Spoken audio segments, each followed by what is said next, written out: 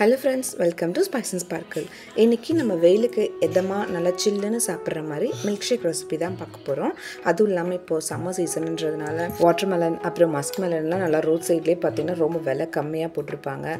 So அந்த ரெண்டு fruits வச்சு தான் நம்ம இன்றைக்கி மில்க் ஷேக் ரெசிபி பார்க்க போகிறோம். அதுக்கு நல்லா ஃபைனாக சாப் பண்ணி சீட்ஸ்லாம் ரிமூவ் பண்ண ஒரு பவுல் அளவுக்கு நான் வாட்டர்மெலன் வந்து ஒரு ஜாரில் சேர்த்துட்டு ஒரு கப் அளவுக்கு பால் அப்புறம் வெனிலா ஐஸ்கிரீம் ஒரு 2 டேபிள் ஸ்பூன் அளவுக்கு சேர்த்துட்டு தேவையான சர்க்கரை சேர்த்துட்டு பிளெண்ட் பண்ணிக்கலாம். அதே மாதிரி மஸ்க் மெலனையும் நல்லா தோல்லாம் சீவிட்டு விதையெல்லாம் எடுத்துட்டு அதை அப்படியே ஒரு ஜாரில் சேர்த்திட்டு அதோட காய்ச்சி ஆற வச்ச பால் ஒரு கப்பு, அதுக்கப்புறம் ஒரு 4 பாதாம் பருப்பு, தேவையான சர்க்கரை, அதுக்கப்புறம் ஒரு 2 ஸ்பூன் அளவுக்கு வெனிலா ஐஸ்கிரீம், அதுக்கப்புறம் கொஞ்சம் சப்ஜா சீட்ஸ் ஊற வச்ச சப்ஜா சீட் இது எல்லாத்தையும் போட்டுவிட்டு நல்லா பிளெண்ட் பண்ணிக்கலாம்.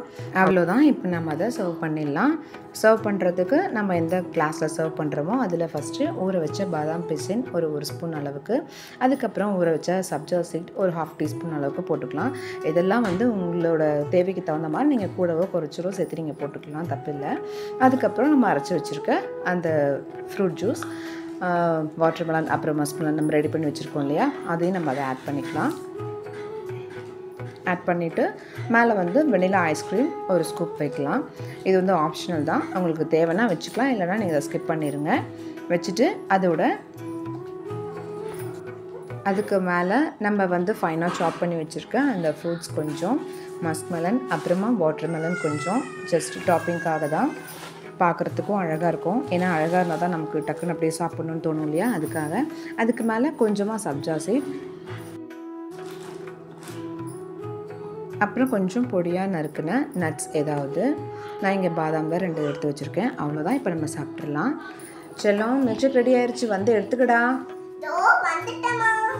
அவ்வளோதான் ஃப்ரெண்ட்ஸ். இது மாதிரி இந்த சீசனலுக்கு எந்த ஃப்ரூட்ஸ் கிடைக்குதோ அதை வச்சு நம்ம அடிக்கடி மில்க் ஷேக் போட்டு கொடுங்க, இல்லை நார்மலாக ஜூஸ்னாலும் போட்டு கொடுங்க.